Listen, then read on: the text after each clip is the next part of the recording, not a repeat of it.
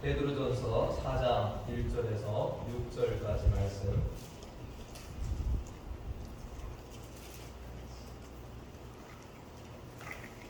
다 찾으신 줄 알고 함께 말씀을 드리겠습니다. 앞에 보시고 말씀 함께 읽어드립니다. 함께 있습니다. 시작. 그리스도께서 이미 육체의 고난을 받으셨으니 너희도 같은 마음으로 갑옷을 삼으라. 이는 육체의 고난을 받은 자는 죄를 그쳤으니 그 후로는 다시 사람의 정욕을 따르지 않고 하나님의 뜻을 따라 육체의 남은 때를 살게 하려 함이라. 너희가 음란과 정욕과 술 취함과 방탕과 향락과 무법한 우상 숭배를 하여 이방인의 뜻을 따라 행한 것은 지나간 대로 좋다니라.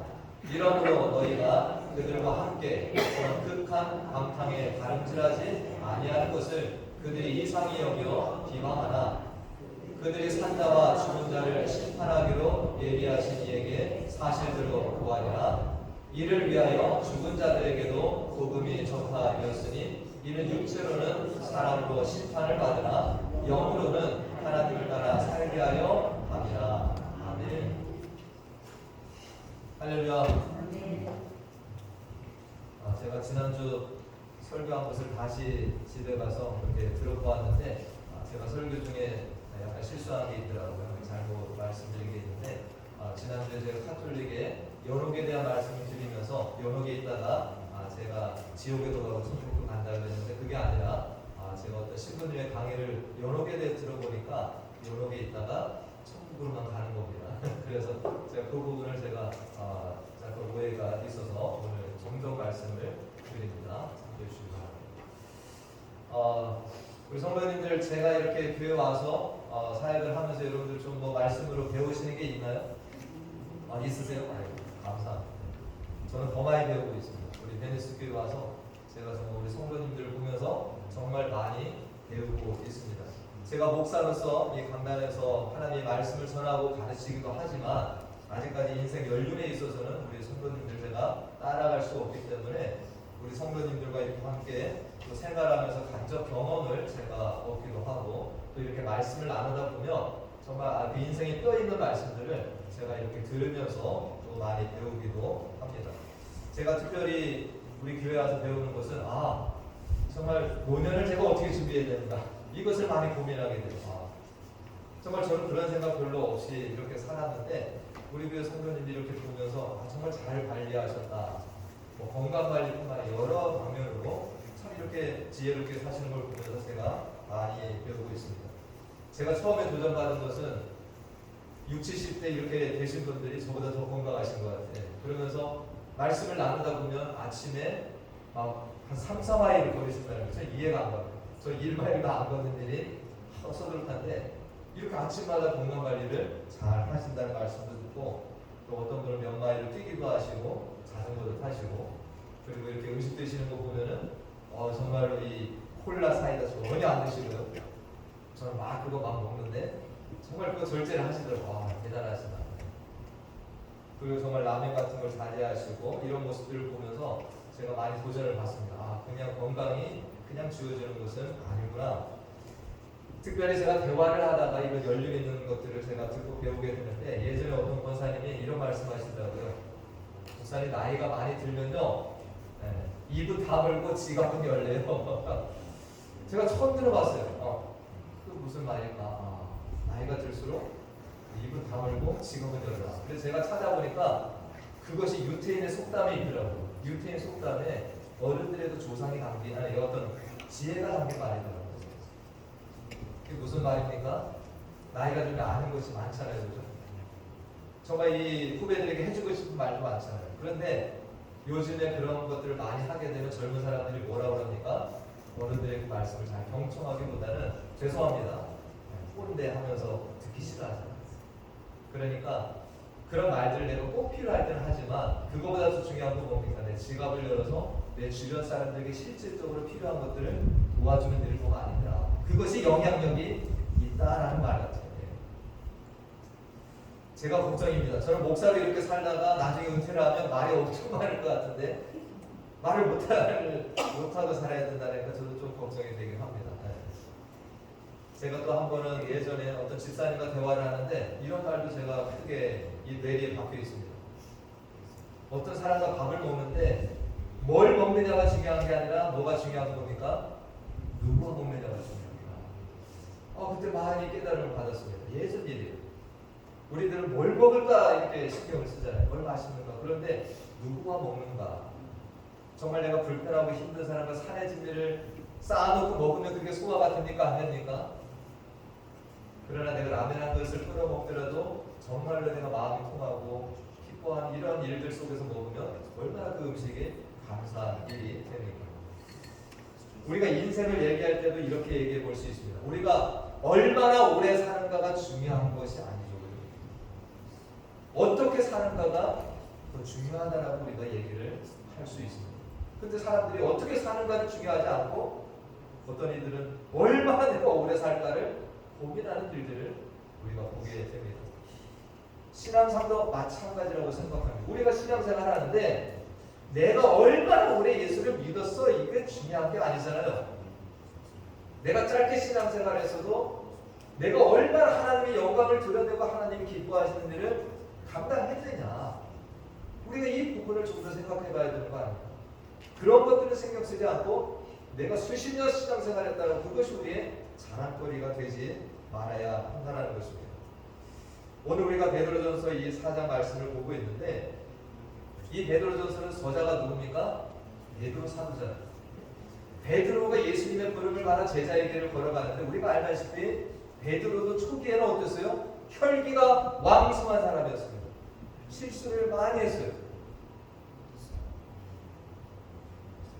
예수님이 법정에 끌려갔을 때까지도 베드로는 성숙하지 않았습니다. 예수님이 고난받으니까 그 자리를 도망쳤습니다. 왜요? 나도 끌려갈 거야.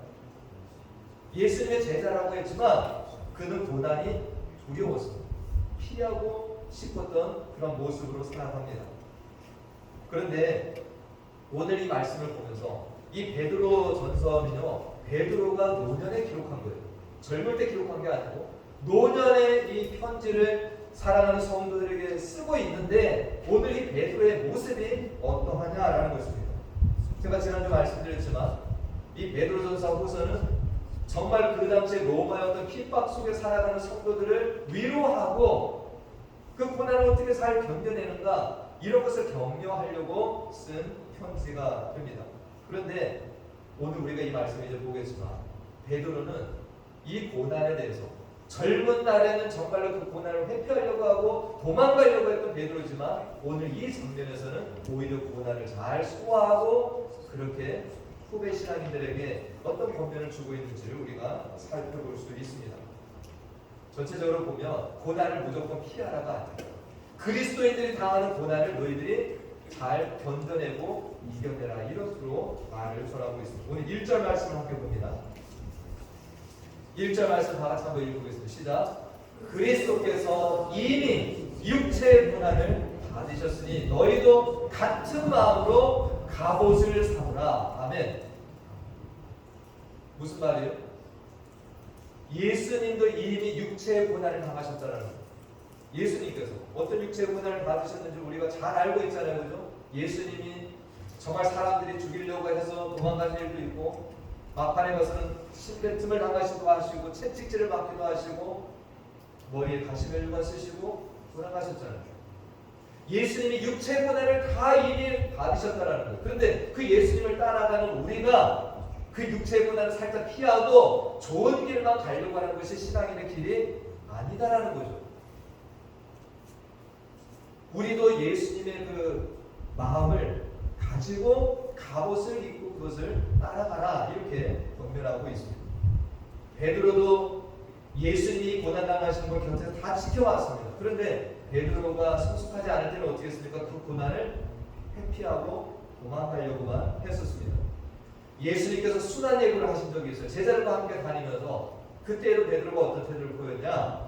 마태복음 16장 22절 말씀에 주님께서 고난당하기 전에 제자들에게 이미 순환 예고를 세 차례 하셨습니다. 내가 끌려가고 십자가에 죽을 것이다. 그때 베드로가 뭐라고 했냐면 베드로가 예수를 붙들고 항변하여 이르되 주여 그리 마옵소서 이 일이 결코 주께 미치지 아니하리이다. 이게 무슨 말이에요? 베드로는 예수님에게 무슨 고난이 따라갑니까? 아닙니다. 예수님 그거 없어질 겁니다. 고난에 대해서 인정하지 않는 겁니다. 겟세마네 동산에서도 예수님이 잡혀갈 때 베드로가 어떻게 했습니까? 자기의 칼을 꺼내서 대제사장 말고의 귀를 쳐버리는 일들이 있었죠. 그 고난을 어떻게 한 겁니까? 당하지 않으려고 그냥 그것을 대적하려고만 하고 있는 베드로의 모습이 됩니다. 그런데 이 오늘 1절 말씀에 베드로는 뭐라고 하고 있어요? 예수님도 고난을 당했는데 우리가 그것을 안 받겠다. 우리도 그 고난을 감내하는 사람들이 되어야 된다. 이렇게 서두를 깔고 있다라는 것입니다. 젊은 날에 베드로와 이 노년에 있는 베드로가 완전히 달라졌다라는 것을 우리가 알 수 있습니다. 왜 베드로가 이 고난에 대한 어떤 이 자세가 틀려졌나? 오늘 이 몇 가지를 우리가 살펴보고자 하는데 우리가 1절 말씀 다시 보면 예수님이 이 고난을 당하신 마음이 있다라는 거죠. 우리도 이 고난을 통해서 뭘 이해할 수 있다라는 거예요? 예수님의 그 마음을 우리가 알 수 있다라는 것이 최고의 유익입니다. 할렐루야. 여러분들이 고난 당하지 않으면 이 예수님의 고난을 이해할 수 없게 된다는 거죠.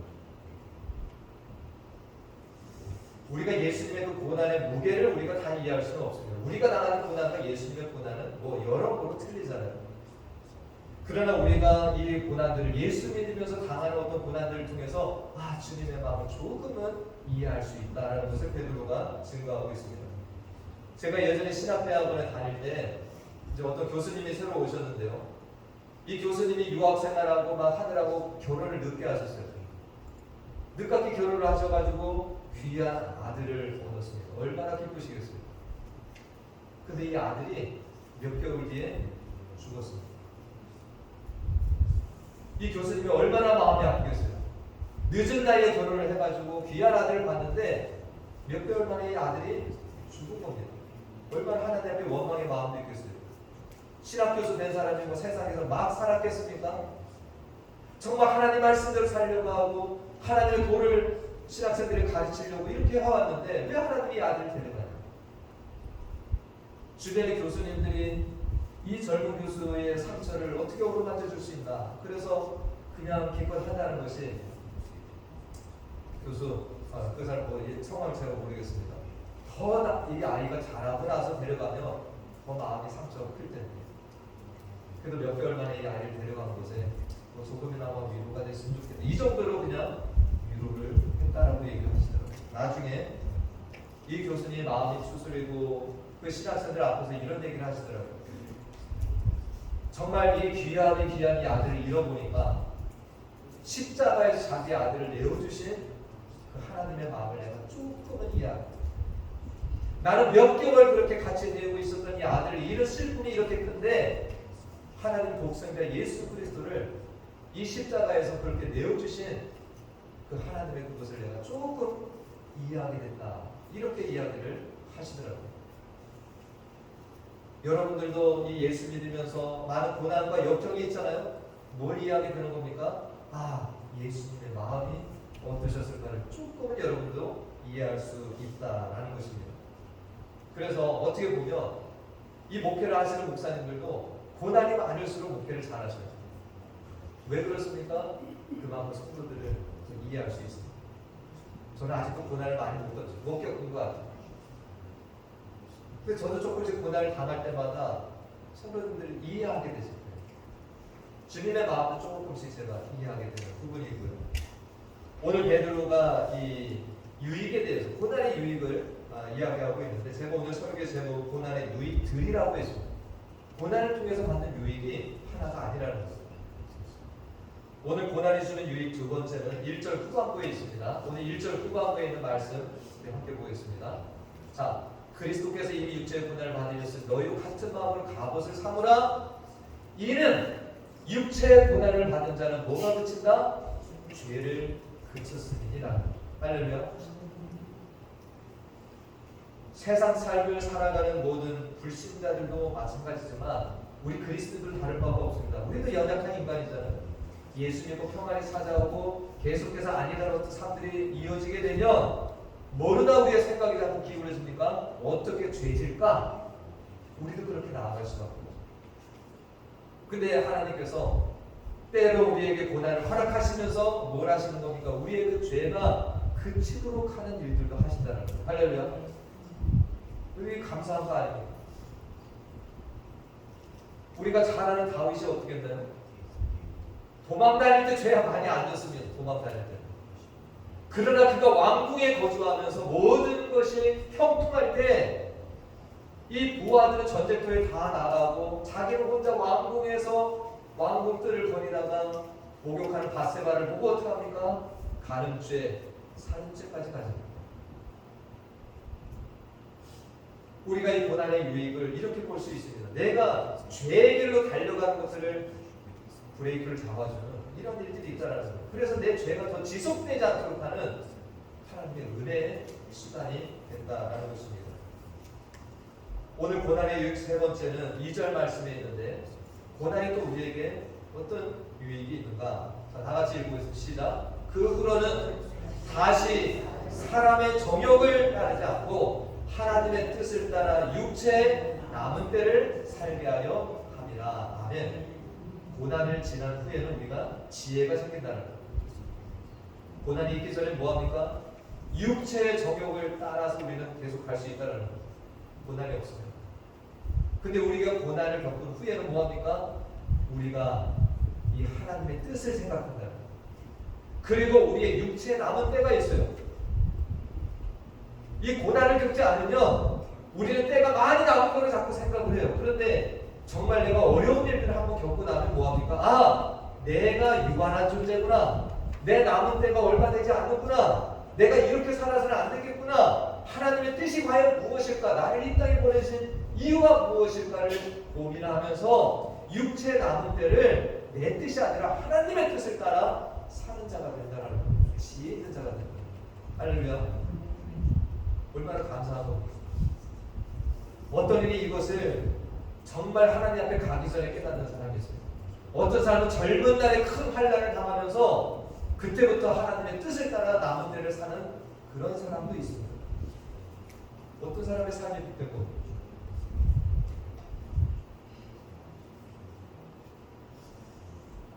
우리가 참으로 이 주변에서 예수 믿는 사람들 얘기를 들어보면 어떡합니까? 그냥 평범한 삶을 살아가다가 어려운 일을 당해서 묵을 찾다가 하나님을 만나고 그렇게 예수 믿는 사람들이 많이 있다는 것을 알 수 있습니다.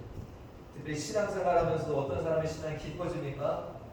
정말 예수 믿으면서도 이런 어려움들을 당했는데 그 일을 통해서 그분의 신앙이 더 자라고 성숙했다라는 얘기도 우리가 많이 듣게 됩니다. 우리가 고난이 유익이잖아요. 이것이 없으면 예수 믿어도 여전히 변화되지 않는 분들이 많습니다. 내 사업하고 그냥 어떤 향락을 계속 즐기기도 하고 그냥 예수 믿을 후에도 변화가 없이 계속 그 삶을 지속하는 이들이 우리 주변에 많이 있다는 것입니다. 그러나 때로는 하나님께서 그 육신의 질병도 허락하시고 어떤 경제적인 어려움도 겪게 하시고 가족 중에 어떤 어려움들을 주셔서 뭐 하시는 거예요? 그 길에서 돌아서도록 하는 이런 일로 하나님이 하신다는 것입니다. 우리가 그 고난이 없다면 우리는 그냥 내 생각과 어떤 세상이 주는 그 길로 계속 나아가면서 하나님의 심판대까지 그냥 그렇게 갈 수도 있다는 것입니다. 그렇기 때문에 어떤 이런 어려움들이 계기가 돼서 하나님께로 내가 돌아오고 나의 신앙이 더 깊어졌다면 이것은 하나님의 은혜의 축복이다 라고 할 수 있는 거죠. 할렐루야. 인정하십니까? 오늘 3절 말씀을 다시 보면요. 베드로 사도가 이 말씀을, 이 편지를 받는 성도들에게 이렇게 증거하고 있습니다. 너희가 음란과 정욕과 술 취함과 방탕과 향락과 무법한 우상 숭배를 하여 이방인의 뜻을 따라 행한 것은 지나간 대로 쫓아나라. 근데 지금 이 환난을 통해서 어려운 시간을 통과하면서 너희들은 어떻게 된다? 이제 그 길은 다 버려라라는 거예요. 하나님의 뜻을 따라서 남은 때를 너희들 살아가는 것에 더 신경을 쓰라라고 이렇게 증거하고 있습니다. 우리가 이 막상 고난의 현장에 들어가게 되면 이것을 좋아할 사람은 아무도 없고 저도 싫습니다. 우리는 이런 고난과 역경에 따라 속히 지나가기를 바라고 하나님 앞에 기도하기도 합니다. 그런데 하나님께서 만약 이 고난을 나에게 허락하셨다라고 한다면 우리들은 주님의 뜻이 뭡니까? 너의 죄를 그치게 하라. 어떤 이 사람의 정욕을 따라 사는 길에서 너희들을 돌아오게 하시라. 이 남은 때를 방탕으로 살아가지 아니하고 하나님의 뜻을 따라 살게 하시는 하나님의 거룩한 뜻이 그 안에 담겨 있다라는 것을 우리가 돌아봐야 된다는 것입니다. 오늘 시편 119편 우리가 잘 아는 말씀 속에 보면 시편 기자는 고난에 대해서 이러한 것들을 증거하고 있습니다. 시편 119편 67절 말씀입니다. 우리가 잘 아는 말씀 함께 읽겠습니다. 시작. 고난 당하기 전에는 내가 그릇 행하였더니 이제는 주의 말씀을 지키나이다. 아멘. 고난이 어떤 효과가 있어요? 고난 당하기 전에는 내가 그릇 행한다라는 거예요. 하나님의 말씀을 벗어나서 내 뜻과 내 방법대로 내 생각대로 우리는 그릇된 길로 우리는 계속 살아간다라는 거예요. 그러나 이 고난을 당한 후에는 우리가 그 길에서 벗어나서 주의 말씀을 지키는 삶으로 간다는 거예요. 할렐루야. 이게 은혜 아닙니까?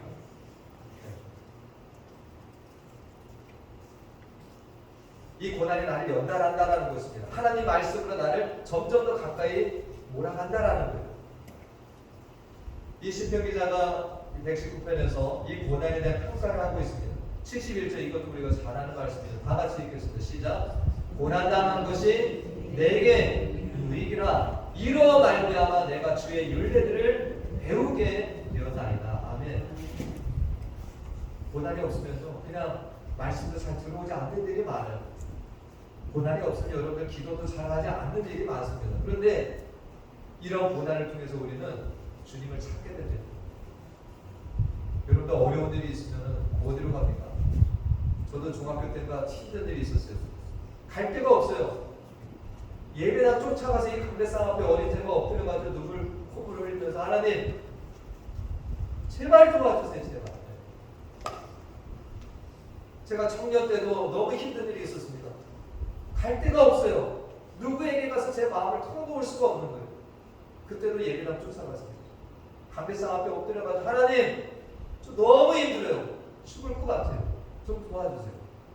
기도하게 되는.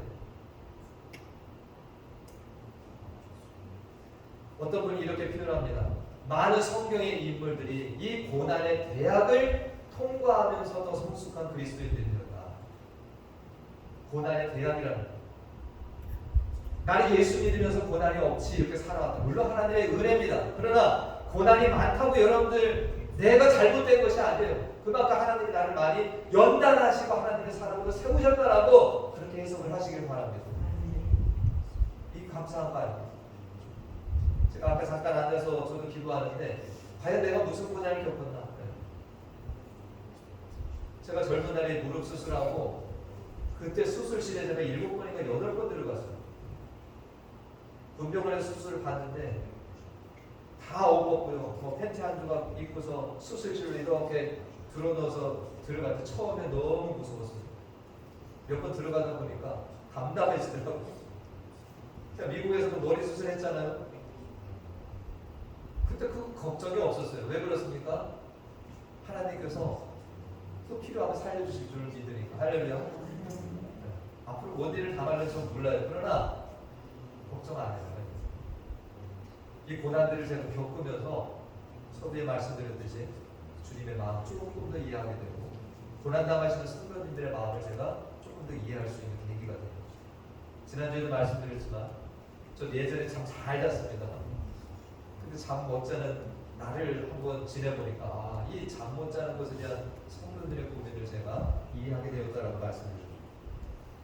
세상 사람들은 고난을 당하면 재수가 없다. 나에게 운이 없다. 빨리 이것을 극복해야 된다. 라고 이 고난을 해석합니다. 그러나 우리 그리스도인들은 내가 어려운 일을 당할 때 이 속에 담긴 하나님의 뜻이 무엇인가? 하나님이 이를 통해서 나를 뭘 연단하기를 원하시는가? 이것을 나를 견디게 하시면서 이걸 잘 통과하게 하셔서 어떻게 나를 사용하시려고 하나님께서 이것을 하시는가 기쁜 마음으로 우리가 맞이할 수 있는 이 성숙의 단계까지 가시는 저와 우리 성도님들 되시길 간절히 축원드립니다.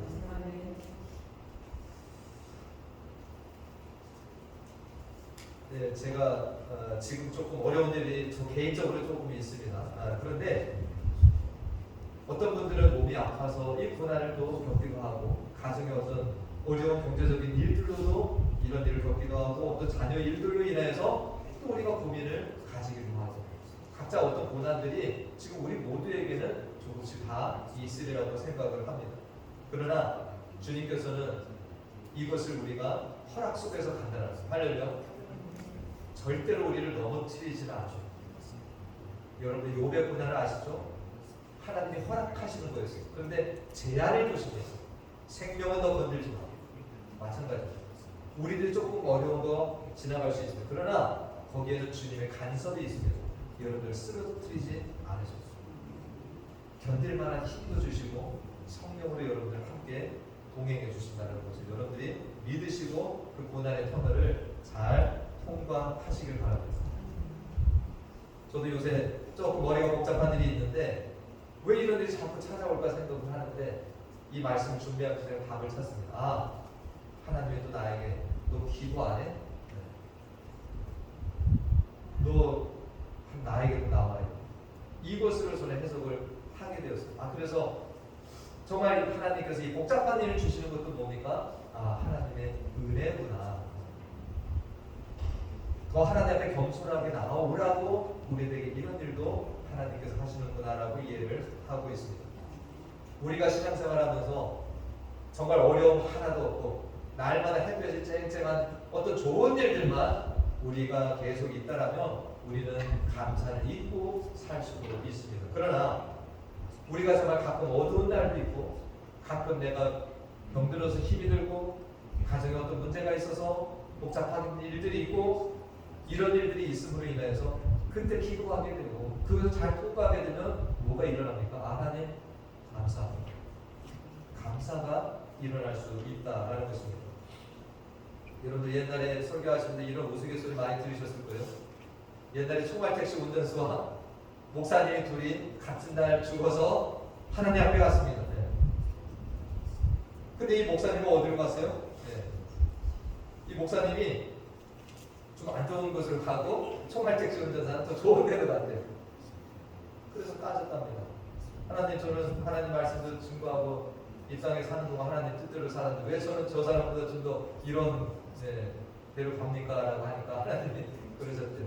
너는 설교하면서 성도들 다 졸게 만들었지만 저 정말 총알택시 운전사는 불안해서 사람들을 기도하게 만들었다. 우리가 때로는 어려운 일들이 뭐합니까? 기도할 수 있는 일이다. 이것으로 우리는 해석을 더 하시면 좋겠습니다. 우리 히브리서 12장 11절 말씀 읽고 오늘 말씀을 맺겠습니다. 다 같이 한번 말씀 읽습니다. 시작.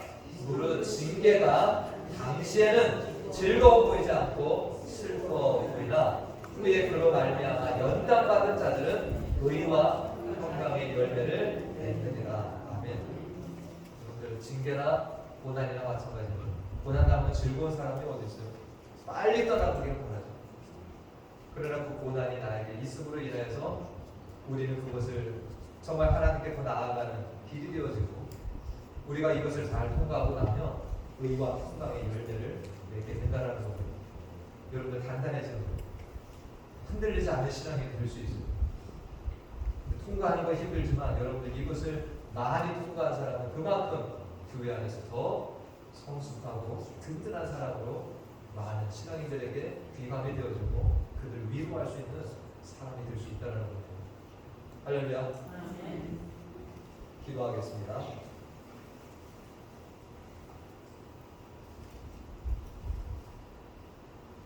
하나님, 예수를 믿고 하나님의 자녀가 되어서 이 땅을 살아가는 동안에 있지만 여전히 고난과 역경을 마주하며 살아갑니다.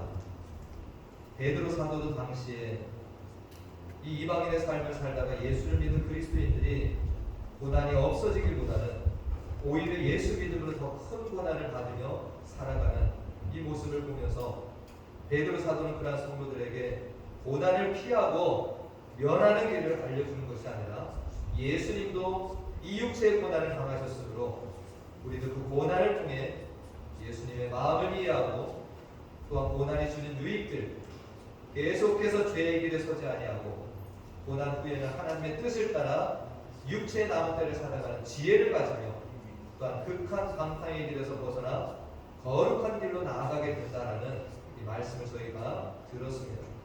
하나님 아버지, 우리들 모두가 예수님처럼 이 땅을 거쳐간 신앙의 선진들처럼 고난의 대학을 잘 졸업하고 하나님의 위대한 종들로 쓰임받는 은혜가 충만하게 하여 주시옵소서.